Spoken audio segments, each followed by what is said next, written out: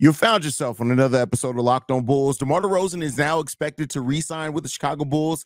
That's according to Hoops Hype. How much you're going to believe that, we'll talk about here on today's episode. Also, Casey Johnson updates the situation going on with Zach LaVine and Marc Eversley, who could be a finalist for the Detroit Pistons open position. And lastly, Billy Donovan loses another assistant, this time to the Charlotte Hornets. We're going to get into all that and more on today's Locked On Bulls.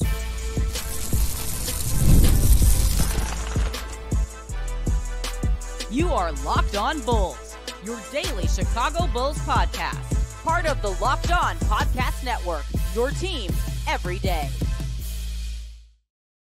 Thank you for tuning in to another episode of Locked On Bulls, member of the Locked On Podcast Network, where it's your team every single day. My name is Haize, host and creator of Chicago Bulls Central and Chicago Bears Central YouTube pages and podcasts. And today's episode is brought to you by FanDuel. Make every moment more. Right now, new customers get $150 in bonus bets with any winning $5 bet. That's $150 with any winning $5 bet. Visit FanDuel.com/lockedon to get started. All right, guys, let's go ahead and jump into it today. So this one is coming from Hoops World, or Hoops Hype, I believe is the outlet that reported it. Mike Scotto is the one who reported it on that outlet, and saying that it's commonly thought now around the league that DeMar DeRozan will be returning to the Chicago Bulls. Now, you can take that with a grain of salt, right? Everything right now is all with a grain of salt. Mike Scotto as well, even in that article, said that the belief, right? So you're going to hear and see a lot of kind of outlets reported as, it's just a surefire thing. It's not that, right? But there is that expectation right now, or that belief from people around the league.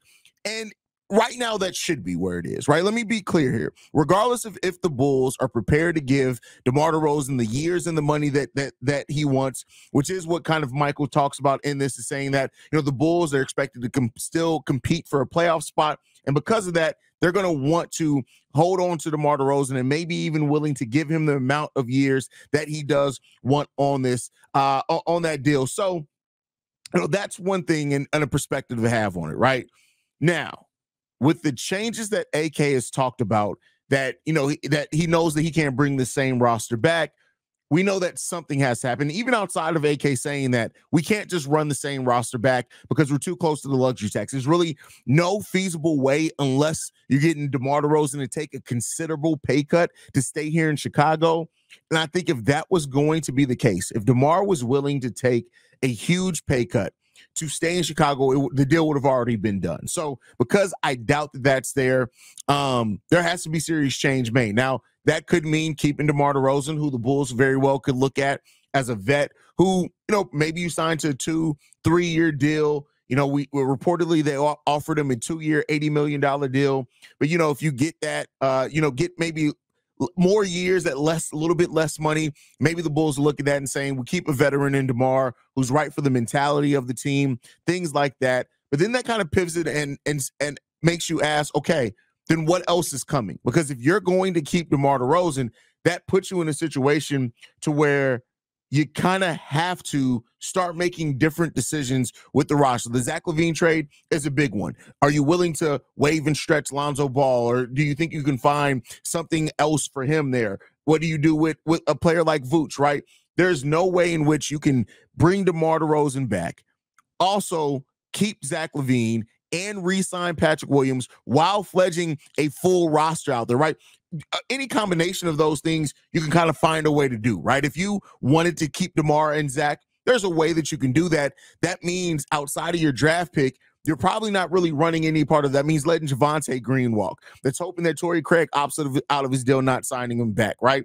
That's letting Andre Drummond walk as well. So you're down 3 roster spots to then hold on to the main part of your team, but then you're not fledging out a full team. Even if you fill out with vet minimums, you're still not going to be able to stay completely under that luxury tax. So that's what the Bulls have to weigh. And so, and the reason why I say that right now, you want the other teams, the other execs in the league to kind of expect that you're willing to keep DeMar DeRozan. That does a couple of things. That does some things for DeMar, and it does things for the Chicago Bulls.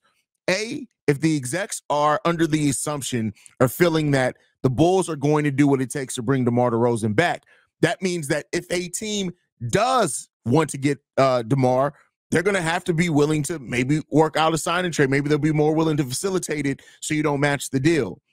For DeMar's case, if DeMar is out there listening to the other offers, it means that teams know that they can't necessarily lowball DeMar DeRozan. The Bulls can still offer the most money, but they can't necessarily lowball DeMar DeRozan.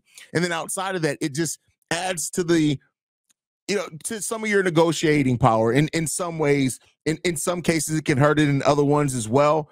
But it goes back to what a lot of Bulls fans aren't going to want to hear about all of this. And that's that, okay, what does this mean for the team, right? Are you going to keep paying for a team that right now is just underperforming to what your expectations are, right? So, and we'll talk a little bit about an update from Casey Johnson on the Zach LaVine issue and situation, but you got to look at it. If you're going to keep DeMar DeRozan, it must mean that, A, you're looking at Kobe White or somebody ascending to being the number one on your team, because DeMar is not going to be a number one and get you far. He can still be a number one. He can still get you some things, but it puts a big cap on a ceiling on what your team can be, right? How it also would then say you're pretty confident in your ability to flip some of the bad contracts on this team. Maybe a Javon Carter, maybe Alonzo Ball, to get something or to free up a little bit more space so you can fledge out a full team, or you feel very confident in what you're getting back from the Zach LaVine deal. So any combination of those things or who you're getting in this draft would make this situation make a little bit more sense. But we all kind of knew. Me and Pat have talked about it. I think most outlets understand that there is a high probability, and the chances are bigger than not, that DeMar DeRozan will still be a Chicago Bull. And, Bulls fans are going to have their feelings on it, what that can mean for the future of this team. What does it mean for the 2025 draft pick that's top 10 protected to the San Antonio Spurs? And that's a question that AK and Eversley have to ask themselves, man. And, not to say we're almost at a top 10 pick this year with DeMar on the team. So maybe they feel confident if this thing goes left by the trade deadline, we can make moves, whether it's trading Alex Cruz or is moving some other pieces to where we can secure that top 10 pick. And for the people that say the Bulls have to bring DeMar DeRozan back, right? If you look at the players that are slated to go in the top 10 of that draft, you're getting players that are drawing comparisons to Prime, T-Mac, and other players. If you really think that it's worth the Chicago Bulls holding on to 34-year-old DeMar DeRozan, if we're not able to put a better team in that situation, if you think that it's worth that, I got to question how much you really want this team to be successful, right? And that is a question that this front office also has to ask themselves, is that, 2024, this draft wasn't extremely deep. It wasn't really worth selling off assets. This was a year that it made sense to go for it. As much as, me and Pat talked about, the Bulls not the pick and all this, but next year's draft is a completely different story. That is a draft that it is more than worth to try to hold on to a pick that can be in the top 10. In the top 10, no, you can get some franchise-changing talent in the top 10 of next year's draft. And so it's up to the Bulls to really kind of ask themselves, what in what we do this offseason, how does it impact that draft next year for the Chicago Bulls? Because, listen, unless you feel really confident about the young players that are here still developing and that you think that they're going to hit a ceiling of a superstar status, you got to ask yourself. When you look at Cooper Flagg, we all know what Cooper Flagg is, who he is and who he can be, drawing comparisons to some really good players. Ace Bailey is another one in next year's draft who's going to be playing for Rutgers. He's another one that you can really look at as well. Dylan Harper as well is another one. So you got some really good potential players in next year's draft that may be worth not tanking, right? Keep in mind, in nothing that I'm saying, am I saying the Bulls to sell everything off and completely tank, sell off the roster. I'm just saying that with where our roster is and with where our record has been the last 2 years, without some substantial changes, it's not outside the realm of possibility to think this could be a team that ends up with the top 10 draft pick, and then you end up not sending that pick off to the Spurs, and you get to hold on to your pick in a really, really potential deep draft. And so, it's not, I've said this many times, it's easy to talk about it on this side of the microphone, right? I would hate to be in AK's position, have to make those decisions, but that's the job. That's what he's accepted. And he has to try to find a way right now to improve this team and get it to the place that AK said that he wants this roster to be. He's the one that said that this is a franchise that deserves to be judged off championships, that they want to win titles here. And so because of that, it's time to show and prove. And whatever they do with DeMar DeRozan, I think is going to kind of inform how confident they feel in that, right? But next up, though, we're going to be talking about K.C. Johnson providing some updates on both Zach LaVine and the situation with GM Marc Eversley for the Chicago Bulls. But before we get into that, I got to talk to you guys about one of our sponsors, and that is FanDuel. FanDuel has been a sponsor here at Locked On Bulls for a long time. We've been talking about them. Hopefully, you guys have decided to check them out. It's winner take all time in the NBA and NHL, and FanDuel is giving you a shot to bring home a win of your own. Right now, new customers get $150 in bonus bets with any winning $5 bet. That's $150 to bet on spreads, money lines, prayer props, and more. And if you take a look, man, right now the NBA playoffs have been a crapshoot. It's been a very fun NBA playoffs, especially the second round. You can get out and get out and bet on some of the teams that you have. Can the OKC Thunder end up getting that series back and still winning over the Dallas Mavericks? Will the Dallas Mavericks beat the OKC Thunder? You can bet all that on FanDuel as well. And visit FanDuel.com/lockedon and make every playoff shot count. FanDuel, America's #1 sportsbook. All right, Bulls fans. So with that said, man, let's go ahead and get into the next topic for today. And K.C. Johnson has been doing what K.C. Johnson does, and that's updating Bulls fans, kind of things that he's hearing around the franchise. And the first thing that we're going to talk about is Zach LaVine. So K.C. Johnson kind of reiterating things that he said before. He made it clear that Zach LaVine and his camp didn't make a formal trade request, but they did basically go to Bulls front office and say, hey, if this thing keeps losing around here, we understand that things may have to get done. And so that, K.C. Johnson explained it as a marriage that both sides are ready for the divorce. And, that's what it kind of feels like. That's what you really kind of feel with this situation going on. But he did reiterate that it is the Bulls' top priority this offseason to find a trade for Zach LaVine.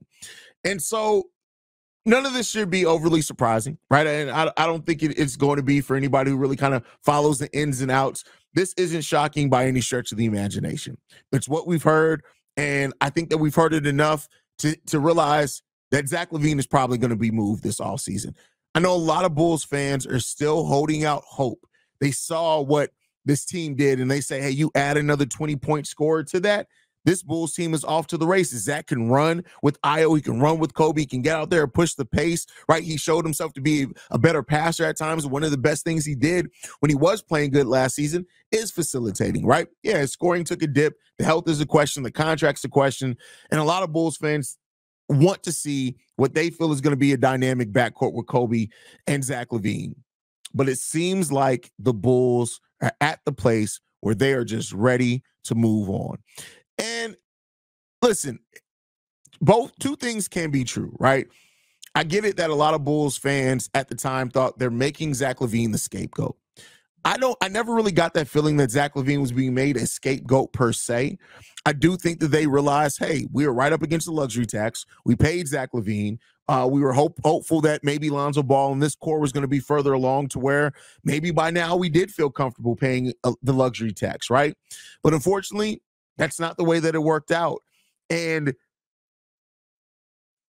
this front office failed, right? They failed to put a team around Zach LaVine. But let's be clear here. Zach LaVine also has proven that he's not a number one. And that's perfectly fine. I don't mean that as a slight. Sometimes when you say things like that, people are like, oh, well, you think Zach LaVine's several? No, he's not. Right. And I think the conversation has altered itself so far left to where now people is like, if you talk about Zach LaVine, it's like we have to talk about him as he's this horrible player. He's not. Is he overpaid?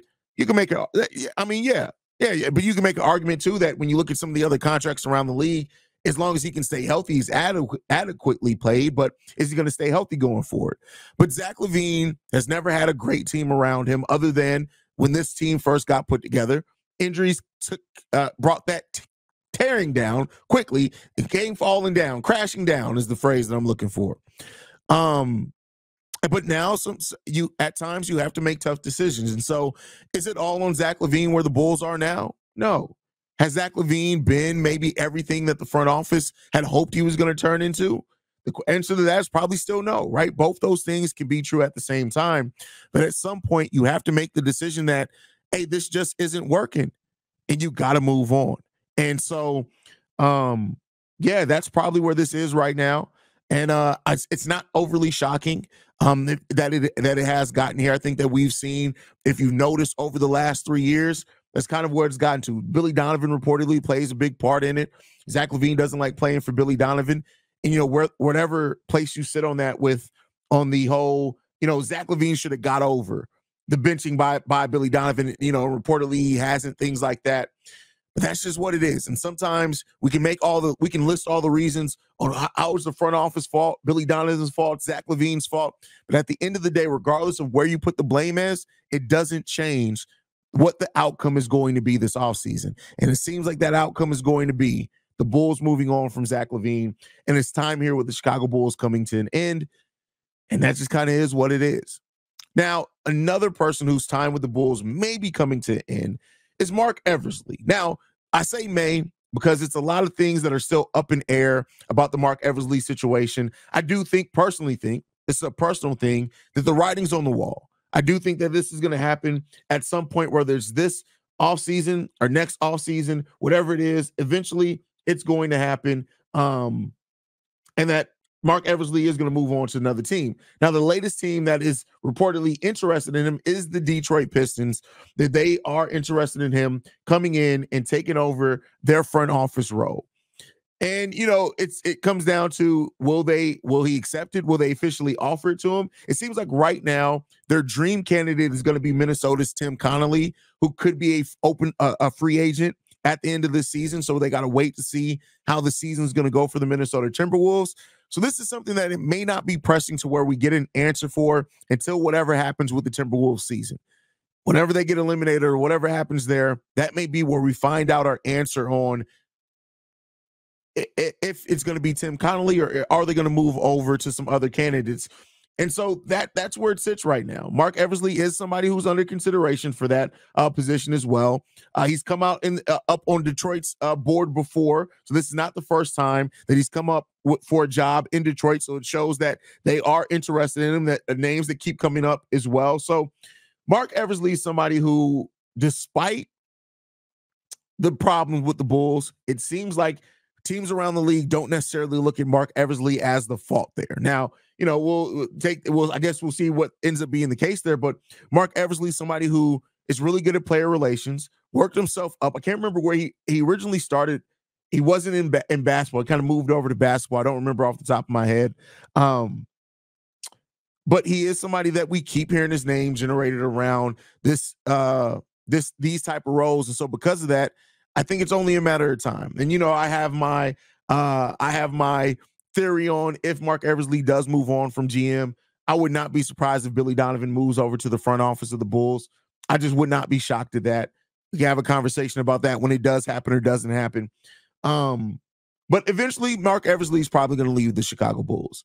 And the question then is that the next opportunity to get a new set of eyes on this situation with the Bulls? Now, if it happens this offseason, it's too far into this offseason for it really to take a huge effect. I think AK kind of already probably has his order of operations and his goals that he wants to achieve this offseason.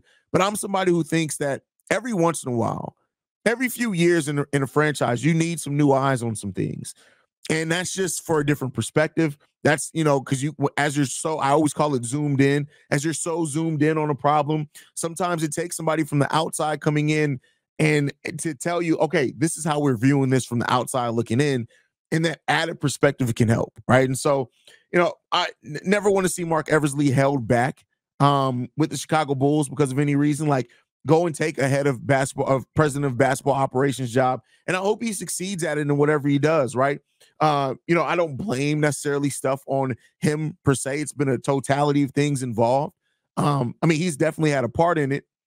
But, you know, Marc Eversley is somebody who doesn't like talking, right? He doesn't like getting out in front of the media. He doesn't like doing those type of things. So maybe that's something as well that's held him back from taking a president of basketball operations job in some other places, because maybe he interviews and other people and other teams realize this guy really doesn't like to talk. He doesn't like to talk to press. He doesn't like to talk to media.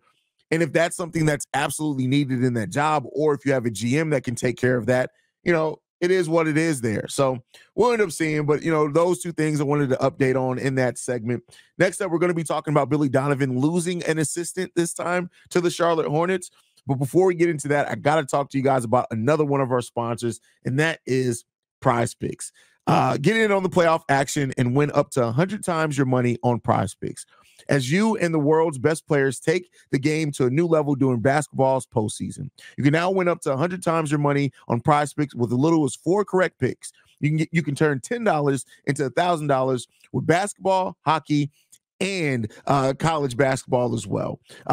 Entries today on PrizePicks, America's #1 fantasy sports app. So make sure you guys download the PrizePicks app today and use code LOCKEDONNBA for first deposit match up to $100. Let's download the PrizePicks app today and use code LOCKEDONNBA for first deposit match up to $100. Pick more, pick less. It's that easy with PrizePicks. All right, guys. So before we get ready to wrap up the show, we do got one last topic to get into today, and that is Billy Donovan losing another member of his coaching staff. Many Bulls fans may remember a couple of weeks ago where Chris Fleming, who was the lead assistant for Billy Donovan, ended up leaving. Apparently, it was a mutual agreement of parting ways. Chris Fleming's one of the coaches that around the NBA, a lot of execs think that Chris Fleming can turn into a solid NBA head coach at some point. So maybe Chris Fleming, speculative, decided to move on, get another opportunity where maybe he can get into a winning situation and help his chances of becoming an NBA head coach. Mo Cheeks, who has been with Billy Donovan all the way back to the Thunder, came over with him. Mo Cheeks decided to leave as well. It was also his decision. Billy Donovan left up to him. He may accept another role with the Chicago Bulls, but he won't be on that bench with Billy Donovan anymore. But then one of the candidates that were mentioned as a potential lead assistant for Billy Donovan with this new staff left today as well, as Longstaff accepted a role with the Charlotte Hornets on that new coaching staff. Charles Lee is his name. And so he's taken now to be the lead assistant with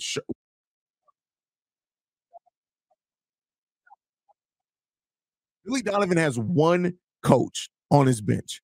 And so he has 3 open positions, one of those being a decision on the lead assistant role as well. And much like I talked about with Marc Eversley, right?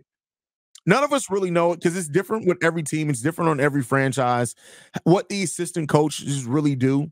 So I'm not going to add like a whole bunch of like theories on how this can be dramatically big changes for the Chicago Bulls. But a lot of things that the assistant coaches do is that they do film study, right? Each assistant coach has their player, right? Or group of players that they work with that they do film studies on. So that helps, right? Film studies with, as far as looking at their own game, looking at things that the other teams do. But much like I said with the Marc Eversley thing is the fact that sometimes you just need new eyes, right? And no matter what the voice of the next assistant coaches to come into this team are, maybe a set of new eyes, if Billy Donovan really trusts them, can help just bring about slightly different results for the Bulls. I'm not going to act like this is going to be something that makes this huge dramatic change for the Bulls or anything like that.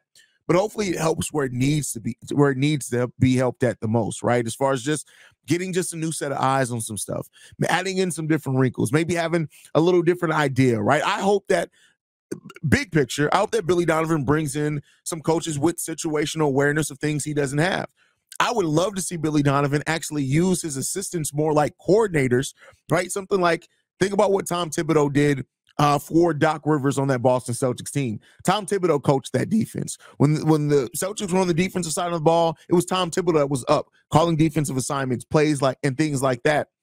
And so I would hope that with Billy, that we know he's going to be here 2 more years, is to bring in some people that have some strengths and where Billy Donovan lacks. And now that would take a huge level of awareness from Billy Donovan, right? To realize, hey, these are things that I need help on. Let me go and get some guys that can help, that can bring that needed help there. So whether that is going after maybe some former head coaches that can come in here and help Billy Donovan. Somebody in the comment section the other day mentioned Mike D'Antoni. I'm not saying I haven't heard anything like that. I'm not saying that, but maybe you do go out there and get it. Or maybe you go out there and get some young, new eyes to look at things, right? To bring out some kind of fresh things to this team as well. So that's another option. But, like I said, as far as the offseason and kind of the theme of this offseason set off by AK and what he said in the season-ending presser, it's change. And so let's hope that whatever changes are made, that it helps make this team better. And yeah, it sucks to lose an assistant. The other two were willingly. It sucks to lose an assistant, somebody that, apparently he weighed between going to join Coach Bud's staff in Phoenix. He weighed this offer here in Charlotte, and also staying here and being the lead assistant for Billy Donovan. But he looked at that and decided to move on. Can't blame him for that. Let's see what Billy Donovan does to adjust, y'all. But guys, thank you so much for tuning in to another episode of Locked On Bulls. If you guys want to follow me, you can do so at CEO Haize. If you want to follow us collectively, you can do so at Locked On Bulls. And we want to thank you guys for tuning in. Locked On Bulls is free and available in every podcasting app and platform, as well as YouTube and the Odyssey app. Also, we're available on your Amazon Fire TV as well. Search Locked On Bulls. We're there as well, so you guys can check out us and the whole Locked On network as well, man. But I'll see you guys tomorrow. Hopefully, Pat's back then, man. Love you guys. Go Bulls, y'all. Peace.